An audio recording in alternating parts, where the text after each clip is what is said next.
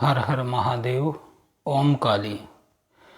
तो आज मैं आपके लाइव प्रश्नों के उत्तर देने आया हूँ, क्योंकि काफ़ी लोग जानना चाहते हैं सुबह के बारे में, अपने घर परिवार, अपने कुल देवी देवताओं के बारे में, अपने कष्टों के बारे में। तो अधिकतर लोग फ़ोन करते हैं या मैसेज करते हैं, लेकिन कुछ ऐसी माताएं बहनें हैं जो कि न तो हमें कॉल कर सकती हैं पारिवारिक स्थितियों की वजह से, और ना ही वो हमें मैसेज कर सकती हैं। तो उनके लिए हमने रास्ता निकाला है कि हम हफ्ते में एक दिन लाइव आएंगे। तो वे कमेंट में या फिर मैसेज में अपना प्रश्न हमें भेज सकती हैं, जिसका उत्तर हम उन्हें देंगे। और लाइव भी जो भगत जन जानना चाहते हैं, जो कम पढ़े लिखे हैं, तो वे लाइव पर भी लिख सकते हैं अपना प्रश्न, जिसका उत्तर उन्हें दिया जाता है। तो चलिए शुरुआत करते हैं। मैं अभी जो कुछ प्रश्न पहले आए हुए हैं उनके जवाब दे देता हूँ। तब तक आप कमेंट में अपना प्रश्न लिख सकते हैं। आपकी जो समस्या है, जो कुछ जानना चाहते हैं, उसके बारे में आप कमेंट में लिख सकते हैं। तो पहले मैं जो पहले प्रश्न आए हुए हैं उनमें से कुछ के जवाब दे देता हूँ। तब तक आप अपने सवाल पूछ सकते हैं। तो पहला प्रश्न है सुलेखा भंडारी जी का, गाजियाबाद से। सुलेखा लिखती हैं कि गुरुदेव, मैं एक 32 वर्षीय महिला हूँ और संतान विहीन हूँ। मेरे को संतान नहीं हुई है। शादी को भी 8-10 साल हो चुके हैं और मुझे पता चला है कि किसी ने मेरी कोख बांध रखी है, बंधन में डाल रखी है या बंधवा रखी है, किया कराया है। तो सुलेखा जी, आपसे मैं कहना चाहता हूँ कि यह आपका सिर्फ एक भ्रम है। कोई भी शक्ति आपकी कोख नहीं बांध सकती, क्योंकि जन्म देने का अधिकार हर स्त्री को है और स्त्री को एक प्रकृति के रूप में हम देख सकते हैं। तो प्रकृति का नियम है जन्म लेना और मरना। ये प्रकृति के दो पूर्ण सत्य हैं।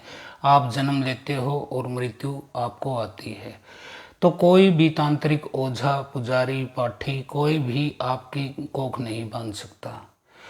जो संतान नहीं होने के कारण है, उसका कारण होता है पिंड भवानी, जो शीतला माता की मसानी होती है, और देवी मदानन, जिसको कई जगह चौराहे वाली माता भी बोला जाता है, चौराहे पर जिसकी पूजा होती है। उसके अलावा संतान की उत्पत्ति में और कोई भी शक्ति बाधा नहीं डाल सकती, क्योंकि प्रकृति से लड़ने का, सत्य से लड़ने की ताकत किसी के पास नहीं है।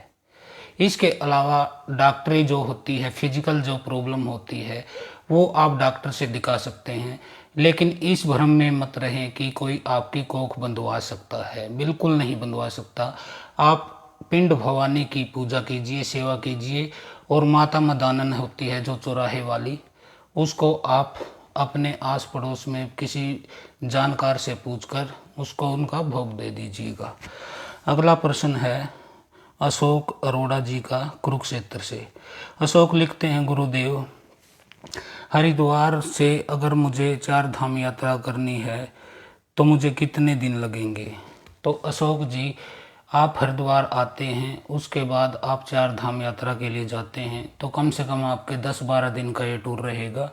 आपको हरिद्वार की बजाय ऋषिकेश रुकना चाहिए पहली रात्रि।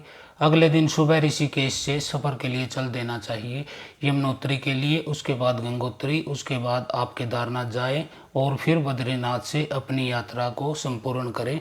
फिर वापस हरिद्वार आएं और हरिद्वार में आप 1-2 दिन घूम सकते हैं। स्टार्टिंग आप हरिद्वार से न करें तो ठीक रहेगा, क्योंकि हरिद्वार से ऋषिकेश तक जाने में ही आपका 1-1.5 घंटा लग जाता है। इससे अच्छा है आप स्टार्टिंग से ही, ऋषिकेश से ही सुबह 5 बजे अपने सफ़र की तैयारी करें। इसके बाद है शिवम त्यागी जी का। वो कहते हैं, गुरुदेव, मेरे घर में क्लेश रहता है, क्या करूं? आपके घर में क्लेश रहने के कई कारण हो सकते हैं। अभी मैं ज़्यादा कारणों में जाना नहीं चाहता, लेकिन आप थोड़ा सा इतना कर सकते हैं कि आप एक तेज पत्ता लीजिए और उस पर कपूर जलाइए। 7 दिन आप यह प्रयोग कीजिए। इसके बाद आप देखिए आपको लाभ हो तो दोबारा आप मुझसे पूछ सकते हैं कि आगे करना क्या है, क्योंकि मैं प्राथमिक जो उपचार होता है, फर्स्ट एड होता है, वही आपको बता रहा हूँ। बाकी समस्या क्या है वो तो मैं देखने के बाद ही बता सकता हूँ। अक्षर कुमार जी लिखते हैं कि गुरुदेव आपसे मिलना हो तो कैसे मिला जाए। हमसे मिलना बहुत आसान है। आप देश के किसी भी हिस्से से रेल, बस या फ्लाइट से या अपनी गाड़ी से आप हरिद्वार आ सकते हैं। हरिद्वार आने के बाद आप हमसे मिल सकते हैं। आपको कोई भी बाधा नहीं है। आप जब चाहे मुझसे मिल सकते हैं। मैं हर समय तैयार रहता हूँ। इसके बाद आता है शीतल शर्मा जी लिखती हैं कि गुरुदेव क्या काली माता को दूध और तुलसी का भोग लगाया जा सकता है। बिल्कुल लगाया जा सकता है और नहीं भी लगाया जा सकता, दोनों ही बातें हैं। यदि आप सात्विक भोग देते हो देवी को तो आप लगा सकते हो दूध तुलसी का। यदि तामसिक आप देते हो तो नहीं लगा सकते। अगला प्रश्न आया है कुमार सुरेंद्र जी का, राजस्थान से। सुरेंद्र लिखते हैं कि गुरुदेव मसान क्या होते हैं। तो सुरेंद्र जी, मसान दो प्रकार के होते हैं, एक कच्चे मसान, एक पक्के मसान। कच्चे मसान वो होते हैं जो 10-12 साल के बच्चे जो मर जाते हैं किसी दुर्घटना में या किसी अन्य तरह से आकस्मिक मौत या एक्सीडेंटल मौत जो मर जाते हैं, उनको तंत्र विद्या से तांत्रिक मसान बना देते हैं। तो वो कच्चे मसान होते हैं, वो बच्चे के रूप में होते हैं। और जो पक्के मसान होते हैं वो सिद्ध होते हैं। जैसे आपके कोई बाबा जी हैं जो कोई गुरु के पद पर हैं, सिद्ध हैं, वो मर जाते हैं तो वो सीधे मसान योनि में चले जाते हैं। उनको मसान कोई बनाता नहीं है, क्योंकि मसान योनि में स्वतः वो चले जाते हैं। जो कि सिद्ध गुरु होते हैं वो लंबे लंबे 70 फुट लंबे उनकी देह होती है। जो भी उनकी ऊर्जा होती है वो 70 फुट 60-70 फुट लंबी होती है। पहलवान होते हैं वो लोग। भारत में लगभग 80 पक्के मसान हैं, जो काशी में, विंध्याचल क्षेत्र में, हरिद्वार में और बंगाल में हैं। तो ये कच्चे पक्के मसान होते हैं। अगला प्रश्न है दीपक चौरसिया जी का। दीपक लिखते हैं कि गुरुदेव हमारी कुल देवी का हमें कोई पता नहीं है। मैं क्या करूं, कैसे पता करूं और कैसे उनका भोग दूं। तो यह तो आपको अपने पूर्वजों से ही पूछना पड़ेगा कि आपके कुल देवी कौन है। अधिकतर लोग अपने कुल देवी देवता को भूल चुके हैं, जिसकी वजह से वो समस्याओं में घिरे पड़े हैं। काफ़ी लोग इन समस्याओं से घिरे रहते हैं। तो आप अपने आस पड़ोस में पता कीजिए, आपके गांव में पता कीजिए, और उसके अलावा आप क्या भोग देते हैं, तामसिक भोग देते हैं या सात्विक भोग देते हैं, उसके हिसाब से भी आप पता कर सकते हैं कि आपके कुल देवी देवता कौन है। विराट कहते हैं अहमदाबाद से कि गुरुदेव गंगा दशहरा पर क्या क्या पूजा करनी चाहिए। तो गंगा दशहरा पर आप कुछ नदी पर जाएं और पूजा करें। आप गंगा नदी पर आ जाएं, यहाँ पर आप पूजा कर सकते हैं, अपने पितरों का तर्पण कर सकते हैं। अपने धन योग इस दिन बन रहा है, आप उसकी भी पूजा कर सकते हैं। इसके अलावा आप घर में सुख शांति मंगल कामना के लिए भी कर सकते हैं। आपकी कोई मनोकामना है उसके लिए भी आप कोई संकल्प ले सकते हैं। तो यहाँ तो खुले भंडार हैं देवी गंगा के, माँ गंगा के। आप जो चाहे उनको सेवा कर सकते हैं। इसके बाद प्रश्न आता है शीतल जी का। शीतल जी लिखती हैं कानपुर से। तो ये कहती हैं कि गुरुदेव अगर भूत प्रेत घर में हो तो उसको कैसे निकालें। तो शीतल जी, भूत प्रेत जो होते हैं वो आपके घर में सीधा सीधा प्रवेश नहीं कर सकते हैं। किसी भी भूत प्रेत की इतनी हिम्मत नहीं कि वो आपके घर में घुस जाए, क्योंकि आपके घर में कुल देवी देवता होते हैं, आपके पितर होते हैं। अगर वो आपसे नाराज नहीं हैं तो किसी भूत प्रेत पिशाच मसान किसी की भी हिम्मत नहीं कि वो आपके घर में घुस जाए, क्योंकि घर के जो मालिक होते हैं आपके कुल देवी देवता वो बहुत शक्तिशाली होते हैं। इसके अलावा जो आपके अक्षेत्र का अक्षेत्रपाल होता है वो भी किसी शक्ति को बगैर इजाज़त अंदर आने नहीं देता आपकी जगह पर। इसके अलावा गौहर काली होती है जो कि उड़न शक्ति होती है। वो जैसे ही किसी शक्ति को आते देखती है तो तुरंत अक्षेत्रपाल को संदेश भेज देती है कि कोई शक्ति आ रही है, तो वो उसको रोक लेते हैं। इसके अलावा आपके पितर होते हैं, आपकी देवी होती हैं, कुल देवी होती हैं, उनके इजाज़त के बगैर भी आपके घर में कोई घुस नहीं सकता। देखिए, जैसे कि आपके जो कुल देवी देवता होते हैं उनके लिए आप संतान समान हो, आप उनके बेटे जैसे ही हो। लेकिन यदि आपके घर से कोई जवान मरा है तो वह प्रेत बन गया है, तो कुल देवी देवता के लिए वह भी उनकी संतान ही होता है, क्योंकि वह भी उसी घर में पैदा हुआ था। अगर कोई प्रेत आपके घर में है तो वो बाहर जा सकता है, किसी तांत्रिक से भोग ले सकता है, कुछ लालच में, कुछ उसकी सेवा भक्ति में, कुछ जो भी वो चाहता है उससे वचन में बंधकर वो अपने साथ किसी शक्ति को आपके घर में ला सकता है। तब आपके कुल देवी देवता उसे रोकेंगे नहीं, क्योंकि वह भी इसी घर की संतान है। अगला प्रश्न है पाठक जी, आपका नाम, हाँ, सुनील पाठक। सुनील पाठक जी लिखते हैं कि गुरुदेव, यमुनोत्री माता की अकेले क्या मैं यात्रा कर सकता हूँ या फिर चारों धाम इकट्ठा जाना होता है?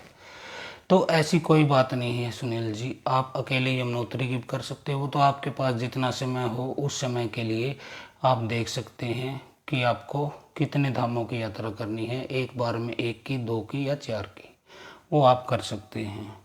अगला प्रश्न है सुभाष जी का। सुभाष जी लिखते हैं, गुरुदेव, माता हरसिद्धि के बारे में बताइए। तो माता हरसिद्धि जो हैं वो साक्षात जगदम्बा हैं, वो आदि शक्ति हैं। और इनके विषय में एक कथा है। उज्जैन का कोई राजा नहीं होता, क्योंकि उज्जैन के राजा स्वयं महाकाल हैं। तो जिस समय विक्रमादित्य उज्जैन के राजा बने तो महादेव के वहाँ पे 32 योगिनियाँ हैं जो महाकाल के साथ रहती हैं उज्जैन में। वैसे विंध्यवासिनी में, विंध्याचल में 64 योगिनी का वास है, लेकिन उज्जैन में 32 योगिनी का ही वास है। तो जिस समय विक्रमादित्य वहाँ के राजा बने, उन्होंने स्वयं को वहाँ का राजा घोषित किया, तो वो योगिनी उसे मारने के लिए दौड़ पड़ी, क्योंकि योगिनी वो शिव की योगिनियाँ थी। वो बर्दाश्त नहीं कर पाई कि उज्जैन में महाकाल के अलावा भी कोई राजा हो सकता है। लेकिन राजा विक्रमादित्य धर्म पर चलने वाले राजा थे, ईश्वर को मानने वाले राजा थे, सत्य पर चलने वाले आदमी थे। तो उन्होंने अपने बल से, अपने तप बल से, अपनी शक्ति से उन 32 योगिनियों को कैद कर लिया। और जो उनका सिंहासन है उसके समक्ष 32 सीढ़ियाँ हैं, जो उनके सिंहासन पर चढ़ने के लिए 32 सीढ़ियाँ होती है। तो उन्होंने हर एक सीढ़ी में एक योगिनी को कैद कर दिया था। वो 32 की 32 पुतलियाँ वहीं पर कैद थी उनके सिंहासन के बिल्कुल सामने। इसके बाद वो गुजरात से उन्होंने माता हरसिद्धि को वो लेकर आए थे विक्रमादित्य, और अपने महल के आगे उन्होंने माई को स्थापित करवाया था। इन्हीं माता को महाराष्ट्र में तुलजा माता भी कहा जाता है। तो ये आदि शक्ति जगदम्बा ही हैं। देवी अपराजिता और अष्टभुजा ये अक्षत्रियों की देवी हैं। ये आपकी इच्छा पूर्ण करती हैं यदि आप अच्छे से इनकी सेवा भाव से भक्ति करो। और आखिरी प्रश्न है विनोद का। विनोद जी लिखते हैं अम्बाला से, अम्बाला हरियाणा से। विनोद कहते हैं कि गुरुदेव, ब्रह्म क्या होते हैं? कृपया ब्रह्म के बारे में हमें कुछ बताएं। तो ब्रह्म होते हैं, वो एक शुद्ध शक्ति होती है, वो ब्राह्मण होते हैं। जैसे कोई ब्राह्मण जो कि वेद में, शास्त्र में, ज्योतिष में उसमें निपुण होता है और वह मर जाता है तो वह ब्रह्मदेव बन जाता है। इसके अलावा कोई ब्राह्मण जो सिद्धि प्राप्त कर लेता है, अपने जीवन में शक्ति प्राप्त कर लेता है, ईश्वर भगत होता है, वह ब्रह्म बाबा बनता है। इनका निवास स्थान पीपल के पेड़ पर होता है। इसके अलावा एक होता है बाल ब्रह्म। बाल ब्रह्म होता है कोई ब्राह्मण कुल से 12 साल से नीचे का बच्चा, 12-14 साल से नीचे का बच्चा एक्सीडेंटल मृत्यु को प्राप्त हो जाता है तो वह बाल ब्रह्म बनता है। इसके अलावा एक होता है ब्रह्म पिशाच या ब्रह्म राक्षस, आप उसको कह लीजिए। यह दुष्ट प्रवृत्ति के व्यक्ति होते हैं जो ब्राह्मण कुल में पैदा हो जाते हैं। ये मरने के बाद ब्रह्म राक्षस बनते हैं। इनमें से ब्रह्मदेव शुद्ध शक्ति होते हैं, वो हनुमान जी के भगत होते हैं। हनुमान जी के मंदिर में अक्सर ये ब्रह्म ही रहते हैं। आप बालाजी जाते हो और वहाँ से आप दूत लेके आते हो बालाजी की शक्ति का, तो वो जो दूत होता है वो ब्रह्म ही होता है। पीपल के पेड़ पर इनका वास होता है। ये अकेले नहीं होते, ये अपने साथ 500, 700, 1000 भूत प्रेतों को रखते हैं। ये उनको ठोकते रहते हैं। तंत्र अगर कोई काटना है तो उसमें ब्रह्म देव होते हैं, वो बहुत ही शक्तिशाली पड़ते हैं।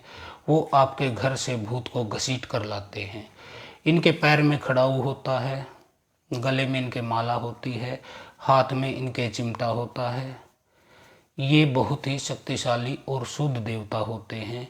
यदि आपके यहाँ कुल देवी देवता के रूप में ब्रह्म की पूजा होती है तो आप उन्हें दूध में बतासा और पंचमेवा डालकर भोग लगा सकते हैं। ये श्री राम के भगत होते हैं, हनुमान जी के साथ चलते हैं, तो राम राम रटने से ये आप पर प्रसन्न रहते हैं। अगला प्रश्न है सुनीता जी का। सुनीता लिखती हैं कि गुरुदेव, पूरव का जादू क्या होता है और क्या आपके पास इसका कोई काट है? तो सुनीता जी, पूर्व का जादू हो, पश्चिम का जादू हो, उत्तर का जादू हो, देवी काली के समक्ष कोई भी चीज़ ठहर नहीं सकती। लेकिन जो उनके भक्त होते हैं, ये उन पर फैसला होता है कि वो किस विचार से, किस नज़रिए से इस काम को देखते हैं। इसके अलावा आप कामरूप का जादू हो, ढाके बंगाले का जादू हो, बहराइच के देवता हो, उच्चे पीर हो, कोई भी मुस्लिम तंत्र हो, हमारे समक्ष कोई भी नहीं ठहर सकता। खासकर मुस्लिम तंत्र को तो हम फ्री में ही काट देते हैं। अपने सनातनी भाइयों की रक्षा के लिए उनको हम कोड़ों से पिटवाते हैं। तो आपको घबराने की ज़रूरत नहीं, आप आ जाइए, क्योंकि देखे बगैर मैं बता नहीं सकता इतना ज़्यादा। आप जब आएँ, हरिद्वार पहुँचे, उसके बाद हम देखते हैं कि आपको कौन सा तंत्र दुखी कर रहा है। अगला प्रश्न नीलम जोशी जी का है, पिथौरागढ़ से, ये उत्तराखंड से ही हैं हमारे। तो नीलम जी लिखती हैं, गुरुदेव, रात को 12 बजे मेरा दम घुटने लगता है, ऐसा लगता है कि कोई मेरा गला दबा रहा है। मैं बहुत परेशान हूँ गुरुजी, 3 साल से यह समस्या है, इसका क्या कारण है और क्या इसका निदान है? तो देवी नीलम जी, इसका कोई फिजिकल कारण भी हो सकता है, लेकिन जैसा आपने बताया 3 साल से है, तो आपने डॉक्टरी काफ़ी इसकी इलाज भी कराए होंगे और काफ़ी आपने जड़ी बूटी घरेलू उपाय भी किए होंगे। लेकिन मैं आपको बता देता हूँ, जब आपका दम घुटता है और आपने लिखा है आप बेड से नीचे भी गिर जाती हैं। देवी नीलम, बात ऐसी है, आपके ऊपर कोई तंत्र कराया गया है, कोई खबीस आपके ऊपर किसी दुश्मन ने चढ़ाया हुआ है। आप कभी गौर कीजिएगा, आपकी जांघों पर लाल या नीले रंग के निशान आपको ज़रूर मिलेंगे। इसके अलावा आप कभी देखना, आपके सतन, पेट और बाजुओं पे खरोंच जैसे निशान मिलते होंगे। यह अगर बात आप नोट कर लो कि आपके साथ होता है, तो आप मुझे फिर कॉल कर लेना। मैं आपको बताता हूँ कि इस खबीज से कैसे निपटना है। लेकिन यदि आपको ये निशान वाली कोई समस्या नहीं है तो फिर आप घबराएं नहीं, किसी अच्छे डॉक्टर से जाकर अपना इलाज कराएं। इसके बाद अगला प्रश्न है रेणु सिन्हा जी का। रेणु लिखती हैं कि गुरुदेव, मैं माँ दुर्गा की पूजा करती हूँ, लेकिन मेरे जीवन में कष्ट ही कष्ट हैं। मुझे कभी भी कोई सुख नहीं मिला जीवन में, न मायके में सुख मिला, न अब ससुराल में सुख मिला। लेकिन मैंने बचपन से ही भक्ति करना जारी रखा है, तो आप बताइए मुझे उसका फल क्यों नहीं मिला। तो देवी रेणु जी, भक्ति करने से फल मिलता है भाव के अनुसार, और न मिलने के भी कई कारण हो सकते हैं। सबसे बड़ा कारण होता है कि आप जिसकी पूजा करते हैं, इष्ट की पूजा करते हैं, उससे आपको कोई फल नहीं मिलता, कोई प्रसाद नहीं मिलता। तो इसके लिए जिम्मेदार आपके कुल देवी देवता हो सकते हैं। जब आपके कुल देवी देवता रुष्ट हो जाते हैं तो वो न तो किसी अच्छी शक्ति को आपके पास फटकने देते हैं, न ही उसकी कोई कृपा प्राप्त होने देते हैं। और कुल देवी देवता रुष्ट क्यों होते हैं? आप जब कोई गलत काम कर देते हैं, आप उनको भोग देते हैं, आप उनको भुला देते हैं, आप एक मिनट फोन आ गया भैया, फोन पास में, फोन काट दिया। तो आपके जो देवी देवता होते हैं, कुल देवी देवता, वो रुष्ट हो जाते हैं, और वो रुष्ट होते हैं आपके गलत कार्यों की वजह से। तो आप कोई साधना करते हैं, कई लोग मेरे पास आते हैं जो कहते हैं कि हमने लाखों लाखों बार मंत्र जाप कर लिए, हजारों तरह के हमने मुसीबत उठा ली, मोल ले ली, तरह तरह के प्रयास कर लिए, लेकिन सिद्धि नहीं मिलती। तो उसका यही कारण है कि आपके कुल देवी देवता जो हैं वो आपसे रुष्ट हैं। और जब आप किसी देवी की, जैसे कि आप माई दुर्गा की साधना करती हो, जब भी माई आने लगती है आपके आह्वान पर, तो ये बीच में खड़े हो जाते हैं जो आपके कुल देवी देवता होते हैं, और ये कहते हैं कि इसको कृपा देने की कोई ज़रूरत नहीं, क्योंकि जब ये हमारा ही न हुआ, हम इसके कुल देवी देवता हैं, इसके पितर हैं, जब ये व्यक्ति हमारा ही न हुआ तो ये आपका क्या होगा। इसके बाद माई वापस चली जाती हैं। तो यही कुल देवी देवता आपके जीवन में स्वर्ग भी बना सकते हैं, नरक भी बना सकते हैं। ये आपके घर में बुरी शक्तियों को भी ला सकते हैं, और अच्छी शक्तियाँ जो होती हैं उनको भी ला सकते हैं। तो इसमें कोई समस्या वाली बात नहीं। आप अपने कुल देवी देवता को मनाइए, उसके बाद कोई साधना कीजिए। अगला प्रश्न है विशाल तनेजा जी का। विशाल लिखते हैं कि गुरुदेव, मैं हनुमान भगत हूँ, लेकिन मेरे घर में किसी ने तंत्र कर रखा है, तो हनुमान जी मेरी मदद क्यों नहीं करते, हमें ठीक क्यों नहीं करते। तो विशाल जी, इसका सीधा सा गणित आपको समझाता हूँ। आपके घर में कोई तंत्र है और आप हनुमान जी के भगत हो, तो हनुमान जी बहुत ही बलशाली और जागरिक देवता हैं। उनकी शक्ति के समक्ष किसी भी भूत प्रेत प्लीत जिन्नात जिन पीर किसी की ठहरने की हिम्मत नहीं। लेकिन हनुमान जी 3 जगह पर बल प्रदर्शन नहीं करते हैं। आप नोट कर लेना ये 3 जगह कौन सी हैं। एक तो राम भगत जो होते हैं, गुरु होते हैं, सिद्ध होते हैं, इनके समक्ष हनुमान जी अपनी शक्ति का कभी भी प्रदर्शन नहीं करते। इसके बाद कोई दैवीय शक्ति है, जैसे कि माई दुर्गा है, माई शीतला है, कोई सती है, कोई और देवी है, उसके समक्ष भी हनुमान जी बल प्रदर्शन नहीं करते। मान लीजिए आपके घर में किसी ओझा तांत्रिक ने कोई तंत्र करा दिया, और हनुमान जी आपकी मदद करने के लिए बालाजी से चले आते हैं, और उस तांत्रिक ने पहले से ही यह पता है कि आप हनुमान भगत हो, तो वो आपको कैसे फंसाएगा। वो किसी माता को भोग दे के या अपनी जुबान दे के, जिसको जुबान देना बोलते हैं इस भाषा में तंत्र की, भोग दे देता है, पूजा करता है या प्रार्थना कर देता है, वो माता को उस शक्ति के आगे लगा देता है जो कि आपके घर में बुरा करने के लिए चली है। तो इस भोग देने से माई की छाप जो होती है वो आगे खड़ी मिलती है, जिसे देखते ही हनुमान जी वहीं पर रुक जाते हैं और वो आगे नहीं बढ़ते और वापस चले जाते हैं। वैसे हनुमान जी इतने मजबूत देवता हैं कि उनकी एक मुष्टि के प्रहार से ये पूरा ब्रह्मांड कांप सकता है। उनकी शक्ति को आप कम न आंकिए। लेकिन वो हनुमान भगत, राम भगत, किसी सिद्ध बाबा, किसी सत्यवादी, किसी सती, किसी माता और माँ अंजनी, इन तीन के समक्ष अपने बल प्रदर्शन कभी नहीं करेंगे। अगला प्रश्न है, आपका नाम नज़र नहीं आ रहा, मैं अगला प्रश्न पढ़ता हूँ।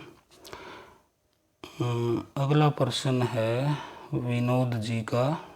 विनोद लिखते हैं कि गुरुदेव, काशी का राजा कौन है? काशी का राजा स्वयं भगवान महादेव है और काशी के कोतवाल बाबा महाकाल भैरव है।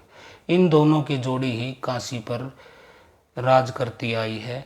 और जहाँ महादेव हैं काशी में, उस नगरी में सभी देवता सभी देवियों का वास है।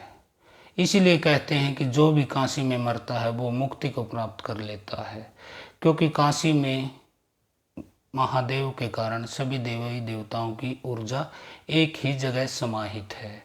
अगला प्रश्न है, गुरुदेव, मेरे घर के प्रेत हैं तो क्या मैं उन्हें भगा सकता हूँ? ये हमारे ही परिवार से मरे हुए लोग हैं।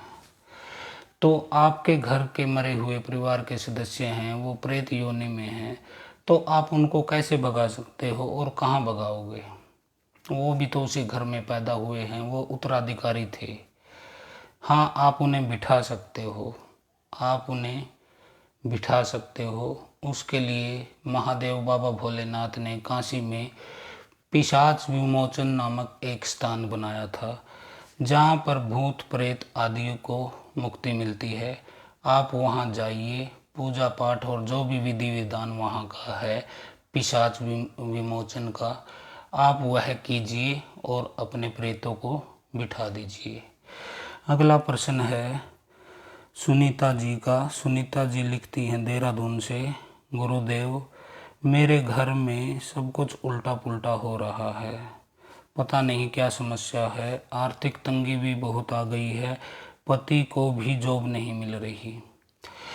तो आप जी को मैं बताना चाहता हूँ देवी, अगर आपके घर में कोई भी उलट पुलट है तो यह आपके कुल देवी देवताओं के रुष्ट होने का कारण हो सकता है, या फिर कोई बाहरी शक्ति आपके घर के अंदर घुसाई गई हो तब हो सकता है।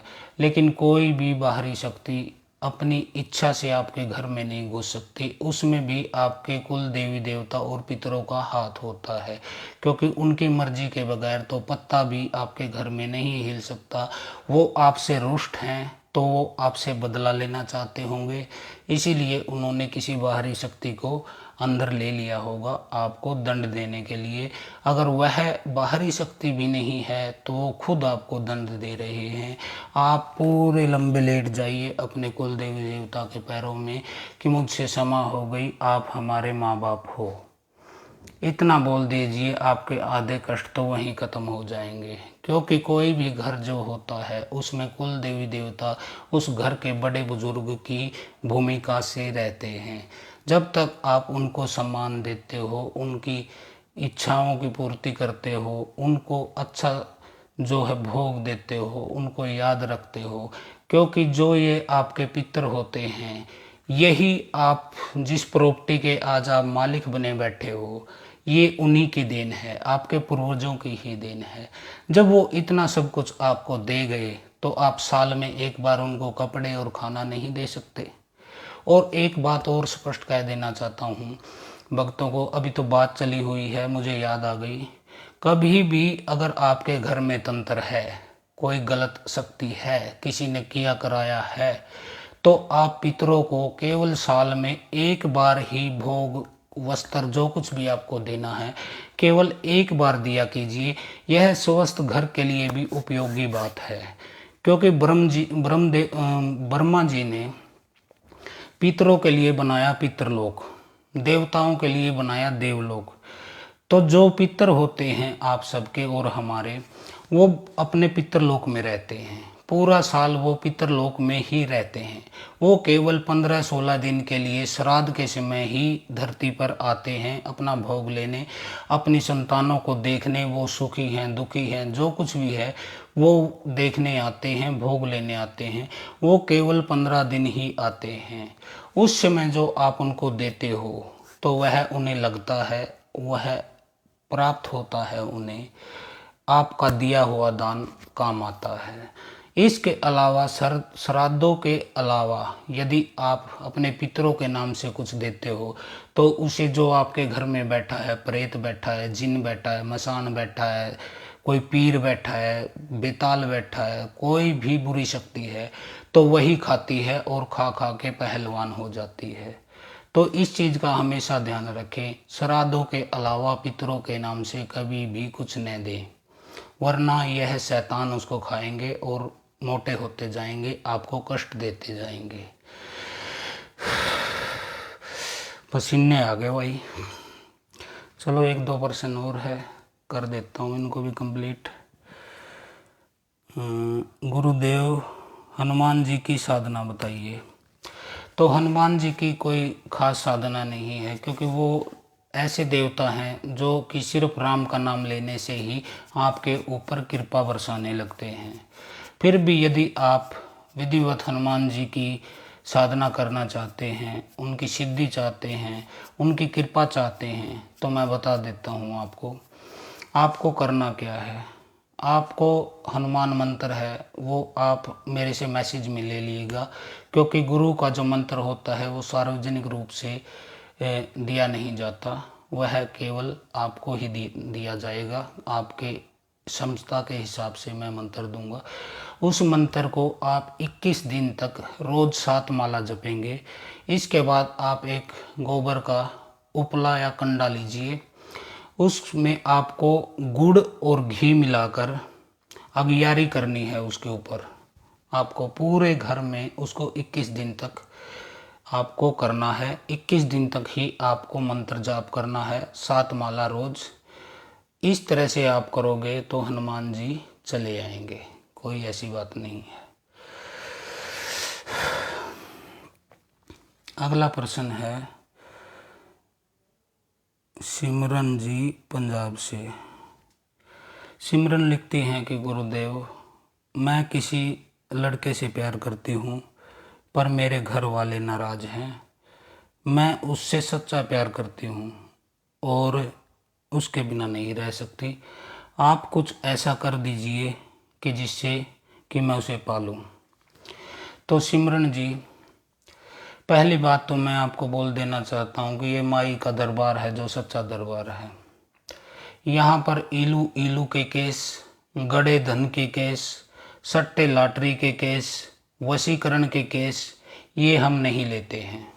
आप कोई और दरवाज़ा खटखटाइए। हाँ, यदि कोई पति पत्नी का मामला है कि उनके बीच में कोई क्लेश है, कलह है, वो खुश नहीं रह पा रहे एक साथ, जिसमें उनके परिवार के लोग भी खुश हैं कि यह कार्य हो जाए, पति पत्नी के मन मिल जाएं, तो यह केस हम ले सकते हैं। हम ऐसा कोई भी केस नहीं लेंगे जिसमें कि आपके कुल देवी देवता आपसे नाराज हों। अब आप किसी लड़के के साथ भागकर शादी करना चाहती हैं, सच्चा प्यार करना चाहती हैं, तो उसमें आपके कुल देवी देवता, आपके पितर, आपके पूर्वजों के सम्मान को झटका लगता है, उन्हें धक्का लगता है। ऐसे किसी मामले में हम हाथ नहीं डालते। हम केवल उस मामले में हाथ डालते हैं जिसमें कि सामने वाले के परिवार के कुल देवी देवता हमारा साथ दें, और वो उसी कार्य में हमारा साथ देंगे जो कि कार्य शुभ होगा, भलाई का होगा, कोई गलत कार्य न होगा। तो सिमरन जी, हाथ जोड़कर माफ़ी चाहते हैं, क्षमा चाहते हैं आपसे। हम यह कार्य आपका नहीं कर सकते हैं। अगला प्रश्न है नेहा नेहा जी। अरे क्या लिख रखा है यार आपने। नेहा जी लिखती हैं, गुरुदेव आकाशी शक्ति क्या होती है। मुझे आपका प्रश्न ही समझ में नहीं आया नेहा जी, और ना ही मैंने कोई ऐसी शक्ति के बारे में सुना है, ना ही मेरे गुरुदेव ने बताया है यह शक्ति क्या। और जिस चीज़ के बारे में मुझे पता नहीं वह मैं आपको कैसे बताऊंगा। सिंपल सी बात है ना। अगला प्रश्न है विशाखा मोहंती जी का, उड़ीसा से। विशाखा लिखती हैं, गुरुदेव शादी के 8 साल बाद भी संतान नहीं हुई। तो विशाखा जी, जो संतान संबंधित जो प्रश्न है उसका जवाब मैं पहले दे चुका हूँ। आप वीडियो को पीछे कर लीजिए। बिल्कुल पहला ही प्रश्न है वो कि संतान किस वजह से नहीं होती है, उसके कारण क्या हैं और उस किस शक्ति की वजह से संतान नहीं होती। आप वीडियो को पीछे कीजिए, बिल्कुल स्टार्टिंग से सुनिए। पहला प्रश्न इसी उद्देश्य से है। अगला प्रश्न है सुनील बंसल जी का। बंसल जी लिखते हैं कि गुरुदेव व्यापार ठीक से नहीं चल रहा, कोई हानि हो जाती है, लगातार परेशान हूँ, क्या करूँ। व्यापार अगर आपका कम चल रहा है तो उसके 2-3 कारण हो सकते हैं। एक तो आपके घर के देवी देवता रुष्ट हो सकते हैं। दूसरा कारण है कोई बाहरी शक्ति, किसी ने आपसे जलता है जो उसने आपकी दुकान को बंधन में डाल दिया होगा, आपका काम नहीं चल रहा। और तीसरा कारण हो सकता है आपका व्यवहार, क्योंकि आपके व्यवहार से भी आपका काम चलता है। अगर आप ग्राहक से प्यार से बोलोगे, इज्जत से बोलोगे, ईमानदारी से उनको खरी चीज़ दोगे, धोखा नहीं करोगे, झूठ नहीं बोलोगे, तो आपका व्यापार चलेगा। फिर कोई शक्ति कैसे रोक सकती है उसको। आप ईमानदारी से अपना काम कीजिए, आपका काम चल जाएगा। इसमें क्या दिक्कत है। अगला प्रश्न है नितिन जी का। नितिन कहते हैं, गुरुदेव थान क्या होते हैं। नितिन जी, थान वो होते हैं जैसे लड़ाइयाँ होती थी पहले और उसमें योद्धा मारे जाते थे। वो योद्धा लड़के मरते थे, युद्ध के मैदान में मरते थे, फिर उनकी लाश को उठा के उनकी समाधि बना दी जाती थी। उनको जलाया नहीं जाता था, न ही उनकी अस्थियाँ विसर्जित की जाती थी, न ही उनको मुक्ति दिलाई जाती थी। तो वह समाधि बना दी, उनकी थान बना दिया उनका, तो वह यह शक्ति होती है। ऐसे काफ़ी देवी देवता हैं। जाहर वीर हैं, गोगा जी, नाहर सिंह हैं, और उस तरफ नागौर की तरफ भी हैं कई ऐसे वीर। और मुस्लिमों में ये सैयद बोलते हैं इनको। ये जो पीर होते हैं ये भी वही लोग होते हैं जो युद्ध में लड़ते हुए मारे गए थे और उनके थान बना दीजिए। ये बहुत शक्तिशाली होते हैं, वीर की श्रेणी में ये आते हैं, जैसे जाहर वीर, गोगा पीर। तो जाहर वीर ये बहुत तगड़ी शक्ति है। ये पीर वीर होते हैं, ये बहुत शक्तिशाली होते हैं।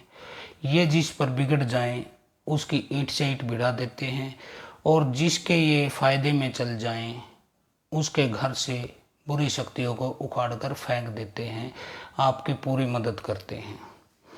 अगला प्रश्न है, गुरुदेव कि मेरी पत्नी को, क्या लिखा है यार, मेरी पत्नी को माता की सवारी आती है, लेकिन वह खुलकर नहीं आती, न ही हमें कुछ पता चलता है। वह घर की चीज़ों को भी इधर उधर फेंक देती है उस समय, तो हमें डर भी काफ़ी लगता है, और वह भोग मांगती है। तो आपको मैं बताना चाहता हूँ कि माई की शक्ति इतनी छोटी शक्ति मत उसको आंकिए कि वह किसी इंसान के शरीर पर सवारी ले लेगी। इतनी अक्षमता तो हम जैसे योगियों के, तपस्वियों के भी अंदर नहीं होती कि हम देवी की साक्षात शक्ति को शरीर पर झेल जाएं।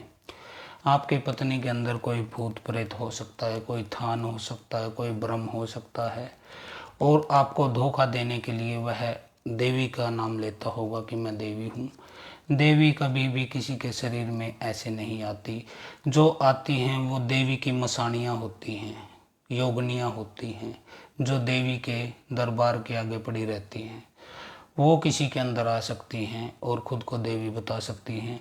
उनके पीछे देवी की छाप होती है उन मसाणियों के, जैसे शीतला की मसाणी हैं। माता शीतला की काफ़ी सारी मसाणियाँ हैं, योगनियाँ हैं। और ये जितने भी आपने चौंके लगाए हुए देखे होंगे, माता की चौंकी लगाते हैं, दरबार लगाते हैं, तो वहाँ माता नहीं होती, उसकी मसाणियाँ होती हैं, जो कि बहुत छोटी शक्ति होती है, लेकिन उसके पीछे छाप माता की होती है। कोई भी शक्ति यदि आती है तो वह पहले ही उस घर के वैभव को देख लेती है कि इसके घर में माता की छाप है। बेशक वहाँ मसाणी बैठी है, लेकिन उसे पता है यह धाम की शक्ति है। जैसे बालाजी जाते हो आप तो आपको दूध दिया जाता है, उस दूध के पीछे भी हनुमान जी की छाप होती है। वो आपके घर में दूध को स्थापित किया जाता है, तो बाहरी कोई भी शक्ति देखती है तो उसे पहले से ही अंदाज़ा हो जाता है कि यहाँ बालाजी की शक्ति है, बालाजी का दूत है, बालाजी की छाप है। तो वो वहीं से भाग लेते हैं कि अगर वहाँ घुसे तो पिटाई होगी, गधा वाला बाबा छोड़ेगा नहीं। तो इस तरह से ये मसाणियाँ होती हैं। अगला प्रश्न है वैभव शर्मा जी का। वैभव लिखते हैं, गुरुदेव ख्वाजा पीर की साधना बताएं। तो वैभव शर्मा जी, ख्वाजा पीर वो हैं जिन्होंने पृथ्वीराज चौहान की पत्नी सयोगिता को निवस्त्र करके सैनिकों के सामने फेंक दिया था, जिसने पृथ्वीराज की पुत्री को गजनवी भेज दिया था, गजनी भेज दिया था। तो ऐसे ख्वाजा पीर की हम तो कोई साधना करने की आपको सलाह देते नहीं। आपको क्या, किसी भी सनातनी को हम सलाह नहीं देते, और ऐसी दूषित शक्तियों के समक्ष आपको सिर झुकाने की हम सलाह नहीं देते। हमारे पास बलि है, हमें किसी अली की ज़रूरत नहीं है। आपको यदि साधना करनी है तो हम आपको हनुमान जी की, देवी दुर्गा की, देवी अष्टभुजा की, इनकी साधना बता सकते हैं। आप सनातनी होकर ख्वाजा के चक्कर में क्यों पड़े हो? उनके पास ऐसे कौन से अलग से अंगूर लटक रहे हैं जो आपको आकर्षित कर रहे हैं? अपने देवी देवताओं को तो आप छोड़े बैठे हो, आपके कुल देवी देवता तो आपसे रुष्ट बैठे हैं, और आप ख्वाजा को चले हो मनाने। ये तो वही बात हो गई कि पराई शादी में अब्दुल्ला दीवाना। तो ऐसे गलत कार्यों से बचें। यदि आप किसी इस्लामी तंत्र की मदद लेते हैं, इस्लामी तंत्र शक्तियों की पूजा करते हैं, तो इससे आपके कुल देवी देवता रुष्ट होते हैं। कुल देवी देवता ही आपके घर को चलाते हैं, वही आपके घर की सुरक्षा करते हैं। आपके घर में सुख समृद्धि, जो भी वास होता है, जो भी शीतल हवा आती है, जो भी सुगंध उठती है, वह आपके कुल देवी देवता की वजह से होती है। आप उनकी पूजा क्यों ना कर लें? या ख्वाजा का घंटा बजाने में आपको ज़्यादा मज़ा आता है? तो हम तो ऐसी सलाह आपको देते नहीं। बाकी कोई मुस्लिम शिष्य यदि है तो हम उसको ख्वाजा की साधना बता सकते हैं। अगला प्रश्न है नीलिमा जी का, ये कलकत्ता से है। ये कहती हैं कि गुरुदेव माँ काली के दर्शन कैसे पाएं? माँ काली की साधना की विधि बता दें। तो नीलिमा जी, माँ काली की साधना और दर्शन यदि आपको करने हैं तो यह कोई मुश्किल काम नहीं है। आप उसी भूमि में रहते हैं जहाँ रामकृष्ण परमहंस थे, जिसने अद्वैत की विद्या को संसार के सतर पर फहराया है। आपको माँ काली के दर्शन करने हैं तो रामकृष्ण परमहंस से आपको शिक्षा लेनी पड़ेगी। उसके लिए आपको मेरी गुरु पदवी की ज़रूरत नहीं। आप कलकत्ता ही रहती हैं, घाट वाली देवी को मानती हैं, तो आप रामकृष्ण परमहंस की तरह माता के दर्शन कर लीजिए। बैठ जाइए उनकी मूर्ति के आगे और उनकी मूर्ति को निहारते रहिए। बड़े प्रेम से उनकी तरफ देखे, उन्हें निहारे और उन्हें कहे कि हे माई, मैंने अपना सब कुछ तन मन धन यहाँ तक कि जीवन भी आपको समर्पित कर दिया है और मैं आपके दर्शन करना चाहती हूँ। उनको अपनी आँखों के माध्यम से अपने हृदय में उतार लीजिए तो माँ काली के आपको दर्शन हो जाएंगे। रामकृष्ण ने भी किए हैं, आप भी कर सकते हो, लेकिन सवाल आपकी अक्षमता पर है। रामकृष्ण भी गृहस्थ थे, उनकी पत्नी थी, कोई वो साधु सन्यासी नहीं थे कि उन्होंने सन्यास के बल पर माता की कृपा प्राप्त करी हो। और इस दुनिया में अनुभव मैंने बहुत देखा है, अधिकतर वही लोग परमात्मा को प्राप्त करते हैं जो कि गृहस्थ होते हैं। सन्यास के मार्ग से चलकर कोई एक आध ही पहुंचा है जो कि परमात्मा तक पहुंचा है। आप देख सकते हैं, गुरु नानक गृहस्थ थे, कबीर गृहस्थ थे, मीराबाई की शादी हो चुकी थी, बुद्ध भी गृहस्थ थे, महावीर भी गृहस्थ थे। जितने भी गृहस्थ आदमी जितनी जल्दी से परमात्मा की कृपा प्राप्त कर लेते हैं उतने सन्यासी नहीं कर पाते, क्योंकि सन्यासी को काफ़ी चीज़ें दबानी पड़ती हैं।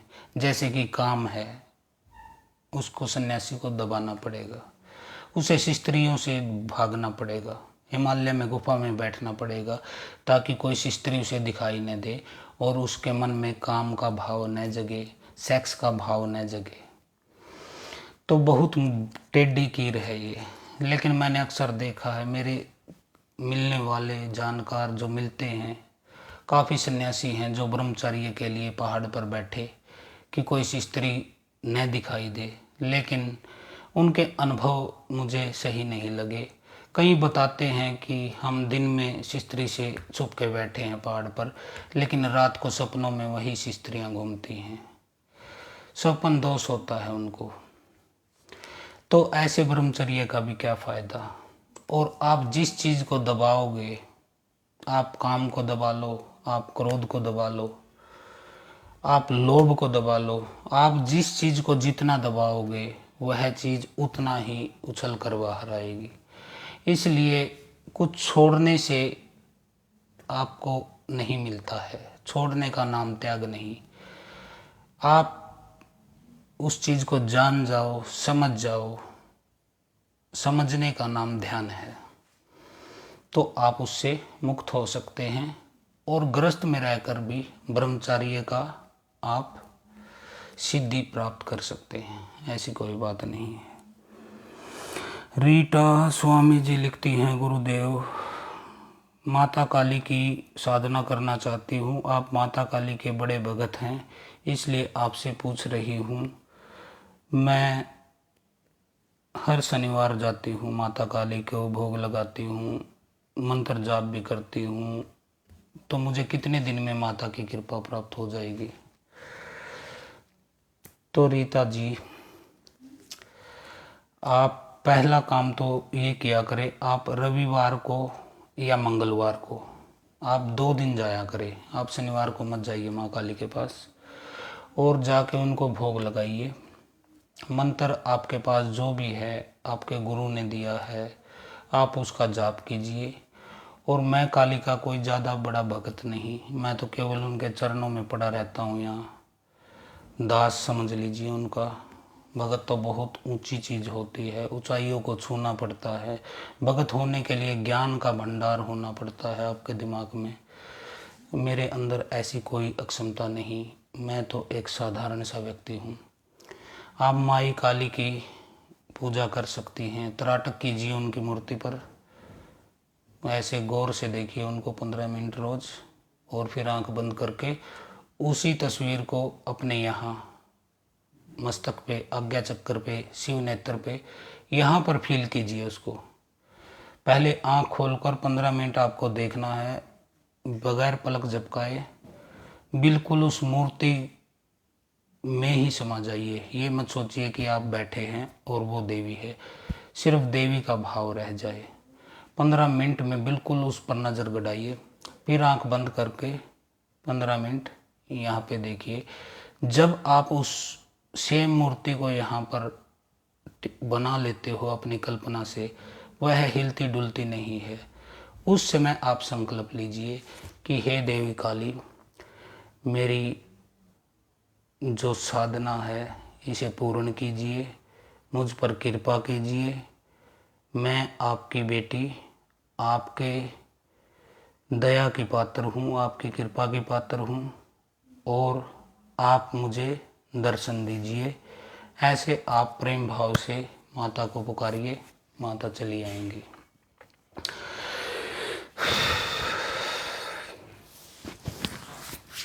तो आज के लिए इतना ही।